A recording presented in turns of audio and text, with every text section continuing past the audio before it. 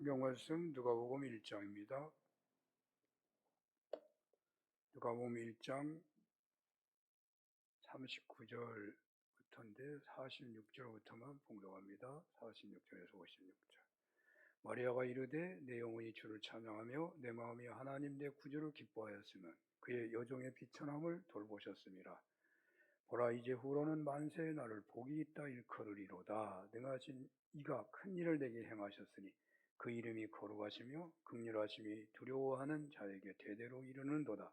그의 팔로 힘을 보이사 마음의 생각이 교만한 자들을 흩으셨고 권세 있는 자를 그 위에서 내리치셨으며 비천한 자를 높이셨고 줄이는 자를 좋은 곳으로 배불리셨으며 부자는 빈손으로 보내셨도다. 그 종 이스라엘을 도우사 긍휼히 여기시고 기억하시되 우리 조상에게 말씀하신 것과 같이 아브라함과 그 자손에게 영원히 하시리로다 하니라. 마리아가 석 달쯤 함께 있다가 집으로 돌아가니라. 아멘.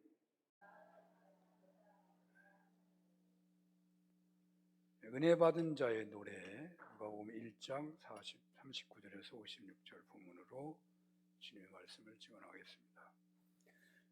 먼저 지난번에 했던 말씀을 좀 간단하게 한번 정리해 본다면,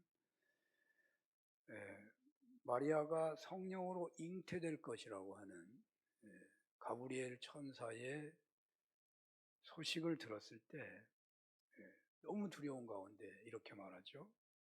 나는 남자를 알지 못하니 어찌 이 일이 있으리까?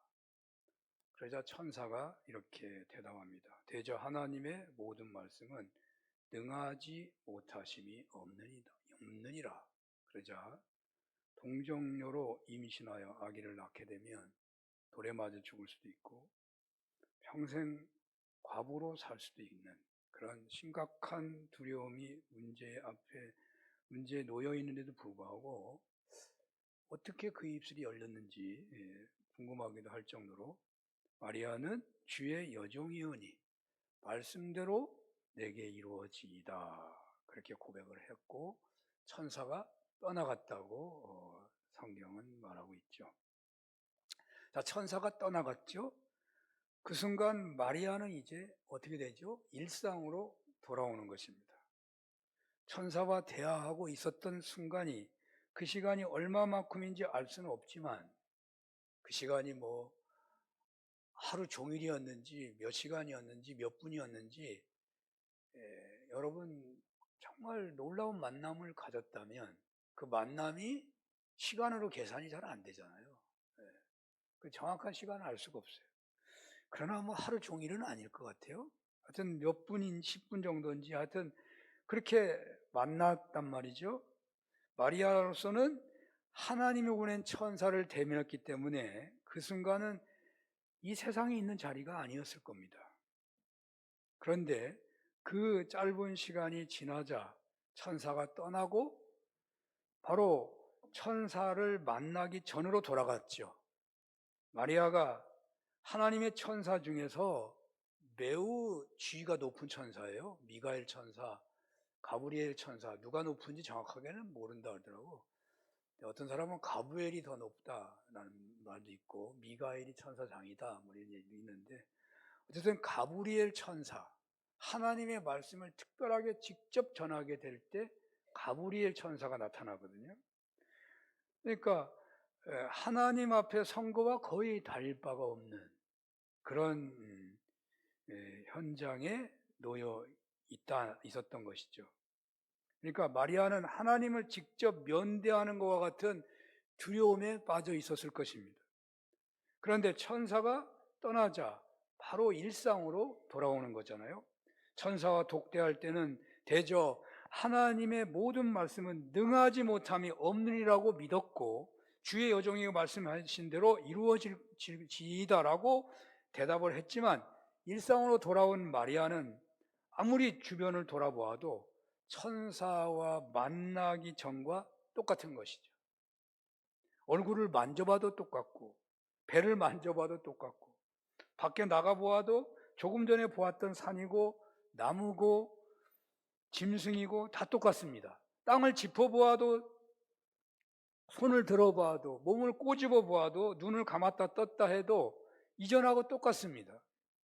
천사는 떠났고 자신에게 변한 것은 없고, 그러는 중에 마리아는 아마도 천사가 한 말을 떠올렸을 것 같습니다. 대저 하나님 말씀은 능하지 못하심이 없니라고 하실 때에, 보라, 내 친족 중에 엘리사벳이라고 하는 부인이 있지 않느냐. 그 엘리사벳은 늙었는데 아들을 임신했느니라. 이 천사가 이 말을 덧붙여 줬거든요. 본래 임신하지 못한다고 알려진 분으로 노인인데 그녀가 임신해서 이미 6달이 되었느니라. 그러니 하나님의 말씀의 능력을 믿으라는 그 천사의 말이 또 떠올랐을 것입니다.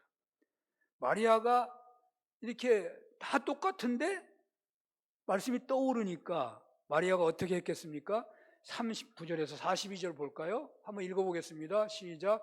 이때 마리아가 일어나 빨리 산골로 가서 유대한 동네에 이르러 사가랴의 집에 들어가 엘리사벳에게 문안하니, 엘리사벳이 마리아가 문안함을 들음에 아이가 복중에서 뛰노는지라 엘리사벳이 성령의 충만함을 받아 큰 소리로 불러 이르되, 여자 중에 네가 복이 있으며 내 태중의 아이도 복이 있도다.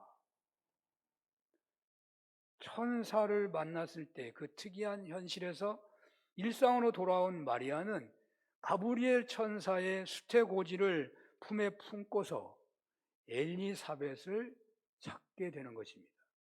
그 순간이 바로 그 순간에 갔는지, 며칠 있다 갔는지, 한 달 있다 갔는지 정확하게 알 수는 없지만, 그래도 한 달이나 열흘이나 이런 시간은 아닐 것 같아요. 짧은 시간에 갔을 것 같습니다. 마리아는 생각했을 거예요. 도대체가 어찌 동정녀가 아기를 잉태할 수 있을까? 믿는다고 확실하게 고백했지만 일상으로 돌아오게 된 그녀는 가만히 있을 수가 없었을 것입니다. 천사의 이야기대로 만약에 친척인 제사장의 부인인 엘리사벳이 잉태를 했다면 참으로 놀라운 일이다. 할머니가 어찌 아기를 낳을 수가 있단 말인가? 아브라함의 처가, 믿음의 조상인 아브라함의 처 사라가 거의 할머니, 아주 나이가 많은데 아기를 낳았다라는 그런 이야기는 소문으로 들었지만, 그러나 자기는 실제로 한 번도, 그 외에 한 번도 노인이 아기를 잉태하고 낳았다는 얘기를 들어본 적이 없는데, 근데 만약에 엘리사벳이 임신을 했다면 얼마나 놀라운 일이 되겠느냐.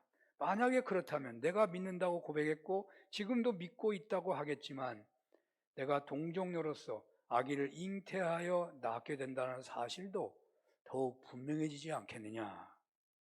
마리아는 이런 생각을 하면서 엘리사벳에게 달려갔을 것이고, 마리아는요, 마리아와 엘리사벳은 친척간이에요. 일가. 그래서 마리아는 이 집을 알고 있었고, 그래서 쉽게 찾아갈 수 있었던 거예요. 마리아가 문안 인사를 드리는데 이게 웬일입니까? 엘리사벳은 아기를 잉태한 것을 동네 사람들에게 숨기고 살고 있었을 겁니다. 왜냐하면 남편이 대제사장 역할을 하고서 집에 돌아왔는데 벙어리가 돼서 돌아왔어요.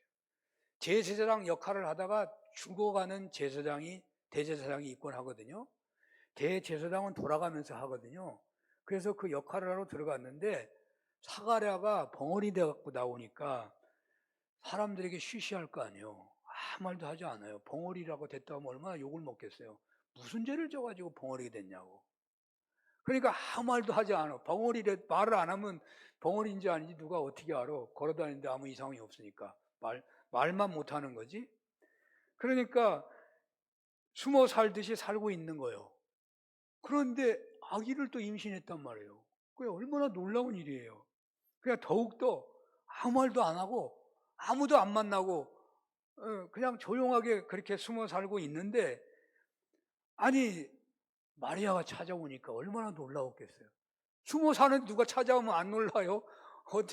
오지도 않았던 사람들이 어떻게 내가 숨어 살고 있는데 찾아오냐고 너무나 놀라고 있는데, 그런 놀라움보다 더 놀라운 일이 오늘 본문에 나타납니다. 이게 무슨 말이냐면 그 가브리엘 천사를 통해서 자기 아내가 아기를 낳을 것이라는 소식을 들었을 때 자신도 늙고 아내도 늙었는데 어찌 아기를 낳을 수 있을까 할 때에 천사가 말하기를 네가 하나님 말씀을 믿지 못했으니 아기를 낳을 때까지 벙어리가 될 거다. 그런 말이 있잖아요. 말씀이. 벙어리가 되어 있단 말이죠. 그렇기 때문에 마리아가 방문했을 때 아무도 오면 안 되고 숨어 사는데 저 멀리 친척이 찾아오는 것 때문에 그냥 너무 기절하고 놀라는데 더욱 엘리사벳이 소스라치게 된 것은 마리아가 문 안으로 들어올 때에 자신에게 벌어진 일 때문에 놀라는 거예요. 마리아가 문을 열고 들어오는데 이미 들어오기 전에 엘리사벳의 뱃속에 아이가 막 춤을 추고 뛰노는 거예요. 마리아가 들어오려고 하는데 깜짝 놀래. 내 뱃속에 아이가 왜 이렇게 놀래고 있지? 그리고는 엘리사벳이 성령 충만을 받았다고 성경은 말합니다. 마리아는 가브리엘 천사에게 의문을 제시할 때에 말해주었던 너의 친족 중 엘리사벳은 네가 알다시피 금노인인데 지금 잉태하 6개월이 되었다는 이야기를 들었고 지금 그녀가 엘리사벳에게 달려왔다는 것은 왠지 모르게 내가 조금 천사가 떠난 다음에 옛날 그대로니까 내가 이걸 믿어야 돼 말아야 돼 뭐 이렇게 하고 있는 거잖아요. 그런데 엘리사벳이 잉태한 지 6개월이나 됐다고 해가지고 지금 찾아오고 있는 거잖아요. 그래서 하나님께서는 이 마리아로 하여금 성령 충만케 한 엘리사벳을 통하여 그 체험을 확실하게 해 주시고자 하시고 계시는 거예요. 다시 보면요 그래요. 그러니까 우리가 아멘 했는데 삶의 현장에 가면 그 아멘이 계속 안 되기가 쉬워요. 예배 드릴 때 아멘 했는데 집에 가보니까 막 난장판이 되어 있으면 그 아멘이 계속 되겠냐고. 안 되기가 쉬워. 마리아가 천사 앞에서 그냥 엉겁기를 아멘 했는데 이게 천사가 간 다음에 세상이 다 똑같아. 나에게 벌어진 일이 아무 일도 없고 똑같아. 그럼 마리아도 옛날로 돌아갈 수 있잖아요. 하나님께서 얼마나 준비를 많이 하시는지 몰라요. 여러분 아멘 은혜 받으면 그 은혜 받은 삶을 살아가도록 성령은 엄청나게 도와주고 계시는 거예요. 그리하여 성령이 충만한 엘리사벳은요 마리아를 보자마자 소리를 쳐요. 찬양하듯이 여자 중에 네가 복이 있으며 내 태중의 아이도 복이 있도다. 얼마나 놀라운 얘기인지 아십니까? 지금 마리아가 엘리사벳에게 가브리엘 천사가 나에게 왔다는 얘기를 안 한 거예요. 지금 그냥 생판 몇 달 만인지 몇 년 만인지 지금 마리아가 찾아온 거거든요. 근데 찾아 들어갔는데 지금 마리아가 임신해가지고 배가 나온 게 아니에요. 임신했다는 소식만 들은 거지 지금 뭐 며칠이나 됐겠어요.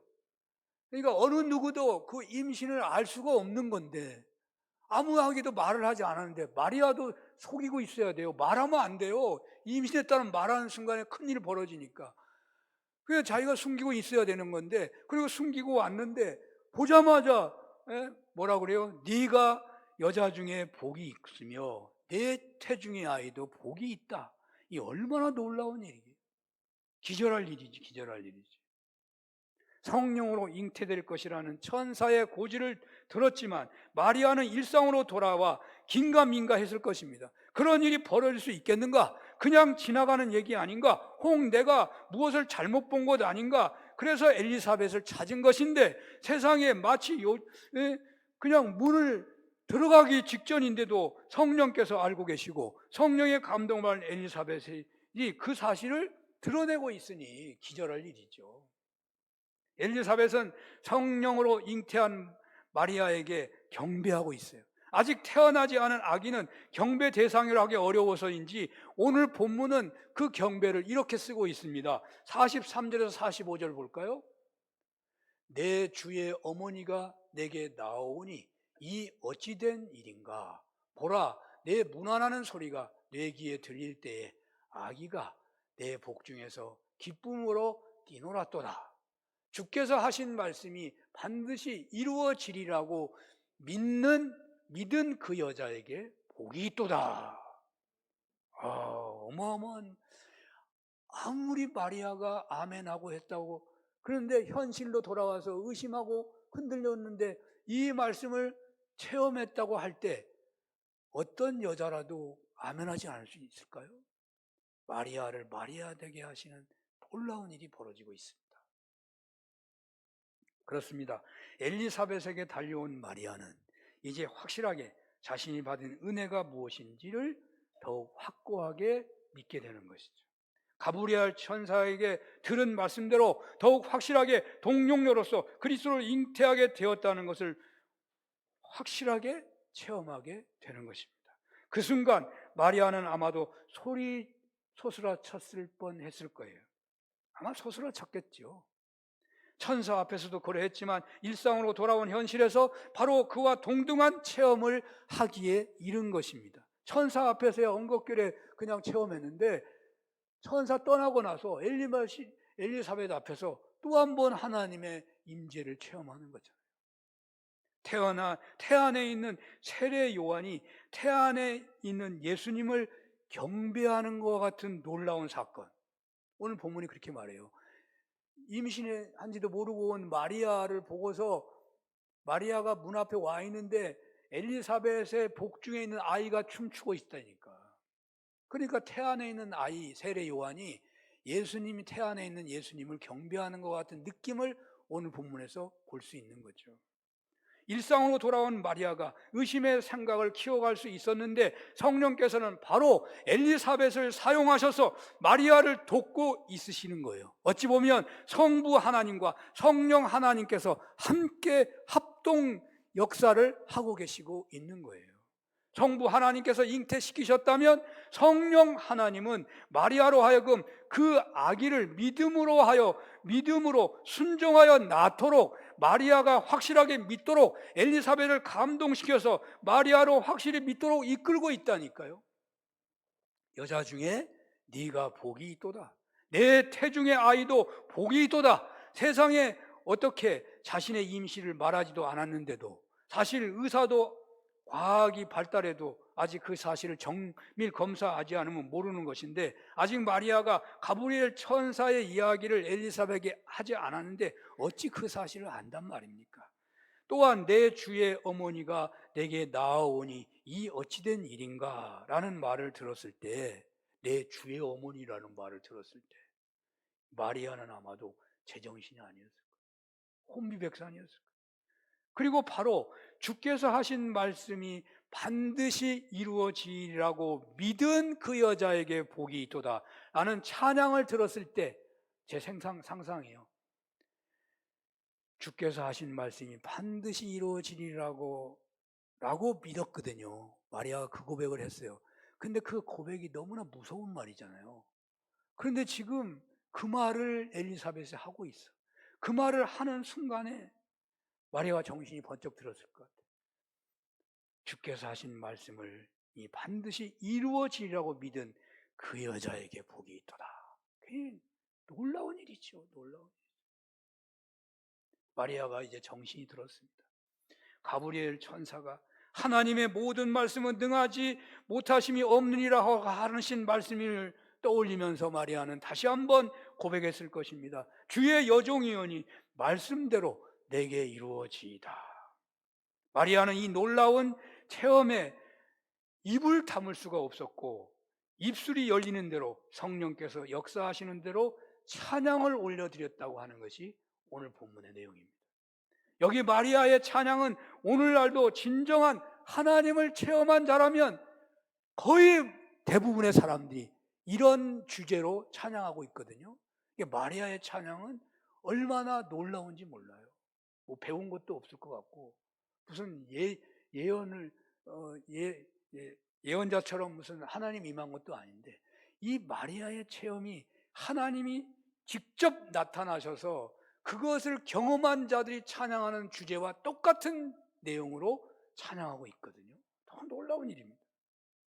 한번 볼까요? 46절에서 48절 전체 다 볼 수 없으니까 간단하게 봅니다. 다 같이 읽어봅니다. 시작. 마리아가 이르되 내 영혼이 주를 찬양하며 내 마음이 하나님 내 구주를 기뻐하였음은 그의 여종의 비천함을 돌보셨음이라. 보라 이제후로는 만세에 나를 복이 있다 일컬으리로다. 이렇게 찬양하고 있어요. 우리가 이 말씀을 보면 이럴 때는 꼭 설교가 필요하다는 생각이 들어요. 이 말이 무슨 말인가? 뭐 그게 무슨 예언자들의 찬양하고 똑같냐고. 마리아는 하나님의 은혜를 특별하게 받았습니다. 이 피조 세계에서 하나님을 만난 사람은 모세라고 그러잖아요. 모세도 간접적으로 본 거예요. 직접 본 게 아니고. 그런데 직접 하나님을 만난 사람은 없지만 마리아의 체험은 하나님을 직접 체험하는 그 수준과 동등한 체험을 마리아가 한 거거든요. 하나님을 직접 만난 체험을 마리아가 한 거라고요. 그녀가 하나님을 체험하는 중, 그러니까 하나님을 직접 만나는 체험을 하게 되는 나타나는 그 모든 하나님의 사람의 모습 그대로 마리아가 노래하고 있거든요. 하나님을 직접 만나면 사람은요, 자기가 얼마나 비천한지를 보게 된대요. 하나님 앞에서 하나님을 직접 만나면 하나님의 그 어마어마함은 여러분 창조주라고 우리가 고백하고 있고 하나님 만나고 싶어 우리가 말을 하니까 쉽게 하나님 만남을 얘기하지만 성경을 전체로 보면 어느 누구도 하나님을 보면 죽는다 그러잖아요. 살아날 수가 없어요. 그 표현들이 그냥 죽는다는 뜻이기보다는 하나님과 사람의 차이가 얼마나 엄청난 격이 있는가를 말하고 있는 거예요. 그래서 하나님을 직면한 사람들은 그 직면한 그 순간에 자신이 얼마나 초라하고 얼마나 죄가 많고 얼마나 형편없는 존재인 것을 순간적으로 느끼게 되는 거예요. 그 하나님의 영광에 압도되면서 그러는 거거든요. 그래서 이 마리아가 자신의 비천한 모습을 그냥 자기 있는 모습이 그렇게 보여. 하나님과 당장 비교가 되니까. 그래서 그 찬양의 첫 내용이 뭐냐면 여종의 비천함을 돌보셨음이라고 말하고 있는 거예요. 하나님은 어마어마한데 자신은 하루살이보다 못한 형편없는 비천한 존재인 것을 아는데 그 하나님이 은혜를 베푸셨으니까 이 비천한 여종을 돌보셨다고 찬양하고 있는 것입니다. 하나님 앞에 직면한 인간이 그 순간을 상상한다면 어떤 사람이든지 창조주 앞에서 견딜 수 없는 피조물의 비천함을 체험하게 되는 것입니다. 누가복음 5장 8절을 한번 볼까요? 누가복음 5장 8절 한번 읽어보겠습니다. 시작. 시몬 베드로가 이를 보고 예수의 무릎 아래 엎드려 이르되 주여 나를 떠나소서 나는 죄인이로소이다 하니. 이게 무슨 말이냐면 베드로가 예수님을 만났는데 예수님이 그리스도라고 믿어지는 그 순간에 베드로가 너무 두려워가지고 주여 나는 죄인입니다. 나를 떠나소서 했다는 거예요. 이사야도요 하나님의 현현을 체험했을 때 너무 놀라워서 이렇게 외칩니다. 이사야서 6장 5절 그때 내가 말하되 화로다 나는 망하게 되었도다. 나는 입술이 부정한 사람이요 나는 입술이 부정한 백성 중에서 거주하면서 만군의 여호와이신 왕을 배웠음이로다 하였더라. 하나님의 직면 앞에서 그 자신의 형편없이 초라한 죄덩어리인 자신을 보게 되는 거예요. 마리아는 창조주 하나님 앞에서 피조물인 자신의 비천함을 직접 생생하게 체험하고 있는 것이죠. 이것은 하나님 앞에 선 사람들의 압도되는 체험 중에 하나인 것입니다. 그렇기 때문에 여기 마리아의 찬양은 예사 찬양이에요. 하나님을 체험한 찬양이라고 말해요. 하나님을 체험한 찬양. 얼마나 감사가 샘이 솟고 있는 찬양인지 모릅니다. 얼마나 기쁨이 충만한지 가늠할 수 없는 찬양을 하고 있는 것입니다. 그래서 내 영혼이, 내 마음이 하나님을 찬양한다고 노래하고 있습니다. 영성가든 이런 표현도 씁니다. 자기 머리털부터 발끝까지 자기 온 몸이 그냥 찬양하는 움직임을 보여준대요. 하나님 앞에 서게 되면 자기 온 몸이 그냥 입술로만 하는 게 아니라 내 모든 것이 그걸 뭐 그림으로 그려야 되는지 그냥 막 몸 전체가 흔들흔들하면서 막 찬양하고 있는 거예요. 하나님의 임재 앞에서 마리아가 그 찬양을 노래하고 있는 것입니다. 하나님 앞에 인간은 하루살이 같은 존재일 뿐인데 그 사실을 깨닫는 순간 인간이 신 앞에서 얼마나 미약한 존재인 것이겠습니까? 바로 그런 비천한 존재가 하나님의 아들을 잉태하는 은혜를 입었으니 그 은혜가 얼마나 대단한 것이겠습니까? 그 찬양이 얼마나 강렬한 찬양이겠습니까? 얼마나 떨리는 찬양이며 얼마나 기쁨이 충만한 찬양이며 얼마나 감격하고 감사하는 찬양이겠습니까? 이제후로는 만세에 나를 복이 있다 일컬으리로다. 만세에 만세에 앞으로 주님이 오실 때까지 나를 복이 있다고 할 것이다. 왜? 하나님을 만나는 체험했으니까. 하나님의 놀라운 일에 쓰임받았으니 만세에 나를 복이 있다고 할 것이다. 그렇습니다. 모든 세대에 복이 있는 자라고 한다는 거죠. 사랑하는 여러분, 하나님 앞에서 예배 드리실 때에 여기 마리아처럼 살아계신 하나님의 임재에 압도된 미천함에 미천한 존재라고 생각하면서 겸손히 엎드리는 예배자가 된다면, 감격과 감사에 겨워서 드리는 예배자가 된다면, 여기 마리아처럼 기쁨이 충만한 머리끝부터 발끝까지 감사로 차고 넘치는 기쁨의 예배자가 된다면 얼마나 좋겠습니까? 어쩌면 여러분이 중생을 체험했을 그 순간에 어쩌면 이와 유사한 예배자로 섰었을 때가 있었을 것입니다. 이 말씀을 왜 하시느냐? 여러분의 예배가 이렇게 되기를 원하시는 거예요. 한 번으로 끝나지 말고, 아니 그때 그 예배를 회복하라고 이 말씀을 주시는 거예요. 마리아의 체험이 바로 저와 여러분들이 체험이 됐으면 좋겠습니다. 하나님 앞에서 인간은 단지 피조물일 뿐입니다. 하나님의 구원사에 인간은 피조물로서 하나님께 쓰임받는 도구가 될 뿐입니다. 하나님의 도구가 되는 것만큼 위대한 은혜와 축복은 없는 것입니다. 인간이 주도권을 가지고 있는 것은 그 어느 것도 없습니다. 우리는 죄를 지을 수밖에 없는 죄인이요, 하나님 앞에서 스스로 하나님 행세하면서 살기 쉬운 존재이고, 하나님 앞에서 얼마나 추하고 더러운지를 더러운 그런 상상 속에서 살아가는지를 우리는 하나님 앞에 설 때마다 자신의 비천함을 발견하고 엎드릴 수밖에 없는 존재라는 거죠. 예수 그리스도 안에서 자신의 비천함을 돌보아 주시는 은혜를 덧입은 자로 참으로 겸손하게 찬양하고 참으로 감사와 감격에 겨워서 예배드리고 참으로 기쁨이 충만하여 예배드리는 은혜가 있으시기를 축원합니다. 사랑하는 여러분, 어떤 의미에서 마리아는 기독교의 첫 신자일 수도 있습니다.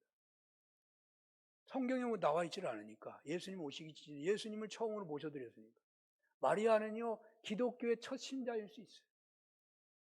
왜 제가 이 말을 하냐면, 마리아는 모든 그리스도인들의 모델이 된다고 말해요. 첫 신자니까. 모든 모델이 모델. 우리 모델로 삼아야 돼요. 마리아가 체험한 것은 우리도 체험하기를 사모해야 한다는 말이에요. 이렇게 하나님 체험을 사모하시는 중에 진정 겸손을, 진정 기쁨을, 진정 감사를 누리는 예배자들이 되셨으면 좋겠습니다. 여기 마리아는 하나님을 체험하는 중에 하나님의 뜻을 깨닫게 됩니다. 하나님의 뜻을 깨달아요. 하나님이 나타나셨는데 아무 일도 없이 가실 리가 없어요. 하나님이 나타나심 안에는 반드시 뜻이 임하게 돼 있습니다. 모세가 하나님을 만났을 때 두려워서 얼굴을 가리고 있는 모세에게 하나님이 당신의 뜻을 드러내잖아요. 너는 애굽에 가서 내 백성을 해방시켜라. 그게 사명을 주시는 거예요. 기드온이 하나님의 사다를 배웠을 때 두려워 떨고서 막 근심 걱정하고 나간 죽게 되었다고 막 죽음을 호소할 때 천사가 뭐라고 합니까? 너는 죽지 않으니까 안심하라, 평안하라 하면서 사명을 주시기를, 이스라엘을 미디안의 손에서 구원해라, 사명을 주시죠. 그렇습니다. 하나님께서 마리아에게 함께 하시는 은혜를 주신 것은 동정녀로서 그리스도를 낳는 사명을 주시지만, 그 체험 중에 자신의 비천함을 깨달았을 때 또 놀라운 하나님의 뜻을 발견하게 해주신다니까요. 마리아에게 나타난 하나님의 뜻은 앞으로 태어날 예수님의 사명과 삶을 예언하는 뜻이 되기도 하고요. 은혜 받은 마리아의 찬양은 바로 하나님 체험한 하나님의 사람들에게 주어졌던 사명처럼 하나님의 뜻이 나타나고 있는데, 여기에 두 가지 중요한 것만을 제가 골라봤습니다. 두 가지만 살펴보겠는데요. 첫째는 교만한 자, 권세 있는 자를 흩으시고 내리치셨고 겸손하고 비천한 자를 높이셨다 하는 게 첫 번째고요. 두 번째는 줄인 자를 좋은 것으로 배불리시고 부자는 빈손으로 보냈다. 이게 두 번째 주제입니다. 이 두 가지가 핵심 주제입니다. 이 노래는 잉태된 예수님의 사명을 알려주시는 내용인 듯하고 동시에 하나님을 체험한 은혜자가 깨달은 하나님의 뜻이라고 하겠습니다. 마리아의 노래는 일종의 결단입니다. 어린 아기를 양육해야 하는 데 있어서 명심해야 할 하나님 뜻이거든요. 여러분, 낳는다는 말은 기른다는 말을 포함하고 있는 겁니다. 마리아가 예수님을 낳았다는 말은 예수님을 기른 면도 있는 거예요. 30세 공생애가 되기까지, 아니면 15살, 20살 자기 일을 하기 전까지 마리아는 예수님을 기르는 사명이 있는 거예요. 그래서 이렇게 하나님이 특별한 사명을 주고 계시는 거예요. 또한 하나님을 체험한 은혜자로서 부여받은 사명이고 깨달은 하나님의 뜻이에요. 우리도 하나님을 만나고 그렇게 되면 우리가 사명을 주시고 또 하나님의 뜻이 임하는 거거든요. 그러니까 이 마리아가 체험한 것은 우리가 또한 체험하게 되는 거고 사모해야 할 거라는 말이죠. 그러므로 이것은 마리아를 신앙 모델로 삼고자 하는 오늘 우리 신앙인들이 체험할 은혜고 사명이고, 오늘을 사는 신앙인들과 교회를 향하신 하나님의 뜻이라고 할 수 있어요. 하나님이 우리에게 주신 사명이고 하나님의 뜻이라니까요. 그렇다면 여기 첫 번째 하나님의 뜻은 무엇이고 그 뜻에 따르는 오늘 우리들의 사명은 무엇일까요? 51절을 보겠습니다. 다 같이 한번 읽어보겠습니다. 시작. 그의 팔로 힘을 보이사 마음의 생각이 교만한 자들을 흩으셨고 권세 있는 자들 그 위에 내리치셨으며 비천한 자를 높이셨고 라고 말씀하고 있어요. 하나님께서는 교만한 자를 치셨다. 자, 교만한 자는 구체적으로 말하면 권세 있는 자잖아요. 권세 있는 자. 바로 그들을 치셨다. 반대로 하나님은 교만한 자의 반대에 있는 겸손한 자, 그 겸손한 자의 또 구체적인 표현 중에 하나는 비천한 자를 말하는 거예요. 그런 자를 높이셨다는 거예요. 여기 교만한 자와 비천한 자는 어떤 사람이겠습니까? 교만한 자는 자신이 하나님처럼 사는 사람, 자기 마음대로 하는 것이 하나님처럼 사는 걸 말해요. 여러분이 예수 잘 믿어도 여러분의 삶이 내 마음대로 하면 여러분이 교만한 사람이고 여러분이 하나님 행세를 하는 사람이에요. 난 하나님 행세한 적 없는데 자기 마음대로가 하나님 행세예요. 내가 내 주인은 하나님인데 내가 주인처럼 하는 거니까요. 우리 잘 생각해 봐야 돼요. 우리는 내 마음대로 살 사람이 아니에요. 말씀에 순종하여 살 사람이지. 그래서 교만한 자는 자신이 하나님인 사람을 말해요. 권세 있는 자는 비천한 자와 대비되는 만큼 약한 자를 학대하고 소외시키는 그런 권세를 부리는 자를 말해요. 이거 역시 하나님이 주신 권세를 가지고 자기 권세를 사용하고 있으니 또 다른 의미의 교만한 자예요.